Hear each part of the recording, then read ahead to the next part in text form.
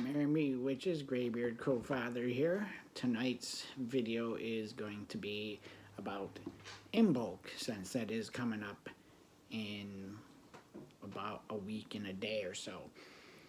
So Imbolc. Imbolc is always the time of the wheel of the year that lands on February 2nd. Imbolc is also pronounced Imbolg. It is also known as Candlemas. It is also known as the Feast of Brigid or Brigd, or Brigid, however you want to pronounce that, and Lupercalia. Now, symbolically, Imbolc is the day of the wheel of the year that marks where the goddess is recovering from giving birth to the god. And at this time, the god himself is just a young boy who is learning, about the world around him and exploring and checking things out. You'll notice that at this point in time that the daylight starts growing longer, which is symbolic of the god gaining his strength back as he gets more and more older. And this is also the time of the year that you're going to start seeing, though very rarely, a lot of the flowers and wildlife starting to come back. In southern locations, it's going to be warmer earlier than it is going to be in northern locations. So depending on where you actually live, you may see more flora than you would see in, like, say, Michigan or Wisconsin, when it's going to be pretty much winter up until, June. So that's the symbolism of the day of Imbolc. Now, this is a good time of year for new beginnings. And I always tell people, like, if you're going to do a self-initiation, if you've been going for long, you can do it anytime you want, but if you feel that you haven't been ready or able to do one, Imbolc is a really good time to actually do a self-initiation and dedicate yourself to the goddess and the god. It's a good time of the year for when covens or circles actually also initiate people into their ranks as well. So if you haven't done an initiation and you want to make it an extra special Sabbath that day, then go ahead and do it. Now, generally, I always celebrate with our circle usually on, like, the weekend prior to the Sabbath, if it doesn't fall on the actual weekend. So if you want to do it at that time, you're fine. There's nothing wrong with that. On rare occasions, we do it on the weekend following the Sabbath, depending on how close the day falls to that particular weekend. It just makes it a lot easier to get everybody together, though we haven't been doing that. We've been doing virtual Sabbaths over the past 5-6 months now. So yeah, it can be a little bit hard. Now, some traditions that you can do on Imbolc are create a Brigid's Cross or Breed's Cross. And I'm sure you've seen them before. They look like a cross, but they have, like, the square that's tilted like that in the middle, and it has the 4 arms. And you can make that out of straw or hay or whatever the case may be. Or if you can find enough plant life, you can weave one together. You can make some food, traditional Imbolc food, and use that as an offering for your altar. And then another option that you can do on Imbolc is, it's a good time if you're going to be planting a garden, whether it's outdoor or indoor, is start planting seeds. And you can use, like, like herbs and spices, or if you want, and you're going to have an outdoor garden and it gets to be warmer in your climate earlier, start planting your vegetables seeds, and then keep them until they're about yay high, and whatever time of the year is best for planting, and you can actually have a good start on that. Now, we usually do a seed planting tradition and then hand one out to everybody. But one of the regular traditions that we do is from an older coven that we were with at one point in time. And we just kept it alive after we stopped going to that particular coven because it actually works out for us. So let's say, for example, that you have some property and you do have a garden or just, something that you want to protect. This is based off a Proto-Norse tradition, Proto-Germanic tradition from older magic and witchcraft at the time.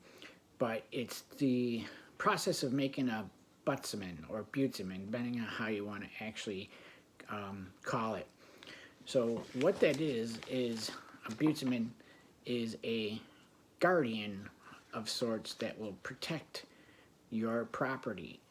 And what you want to do is gather enough materials to make a butzaman from your own property, sticks, like reeds or whatever the case may be. And the size is totally up to you. In the past, I've made them from, 2.5 foot tall all the way up to 5-6 feet tall. And you're basically going to put it together just like a scarecrow. You can get some old clothes, a pillow sack for a head, some buttons for the eyes and the nose. You can even incorporate a hat if you wish. If you look through my post history, you'll see at one point in time we actually did create one. And this will be the 6th or 7th year of doing it. I can't remember off the top of my head. Now, when you create a butzaman, you're going to do that as far as a ritual is concerned and bringing it to life. So you're going to actually want to create a small red heart out of some type of material, and you're going to slide that into your butzaman's body, and then you'll do your ritual on bringing it to life. You'll have to breathe your own breath into it to give it life, and then you have to take that butzaman on a tour of your property to let him know what exactly he's going to be protecting and warding off negative spirits or problems or energy from. When you build a butzaman, if it's your first time, you can give it any name you want, but the last name is in Old German for it's dear knee, and I believe, if I remember correctly, that means the new. So if you build one and you call it Mark Dear Knee, that's your first time. Every year subsequent that you do one, you take the first name, turn that into the last name, and add a son on it. So your first one would be Mark Dear Knee, and then if you build another one after that, you could name it Fred, and the last name would be Markson, and so forth and so on. The next year would be, Ralph, and then Fredson, or something like that. We try to stick with more, Norse type names. We had Logan Dearney the first year, and then we had Willow Loganson, and then we had, oh boy, it's been so long. I forget the first name, but we called him Loganson. Then Thorson, and so forth and so on. One of the things that you do if you do actually decide to build a butzaman is you put it out on your land anywhere. We usually keep ours around our garden, and on every full moon you have to make sure that you give it a small drink of milk and molasses. That's what they like. So if you decide to go that route, and I say try it because it's a fun project to do, and it keeps a tradition alive every year. Just give them the milk and molasses. Now, once the summer is over, one of the important parts that you have to do is you actually have to burn your Boogeyman before Samhain. And the reason for that being is that on Samhain, that spirit that you imbibed into the Boogeyman will leave, which leaves an empty open shell. Now, it's said that on Samhain, if there's an open Boogeyman, a malevolent, malicious spirit will take over that particular Boogeyman shell. And this is how the legend of the Boogeyman had come along. So these Boogeymen running around causing all problems and trouble were known as the Boogeymen. So again, that's just the tradition that we do every year faithfully. If you're not going to get that detailed into Imbolc, then stick with something simple: candles, a Brigid's cross, or just food. It's not anything detailed or super involved that you have to get into. Decorate your altar, flowers, and whatnot. That's about it that I have for tonight.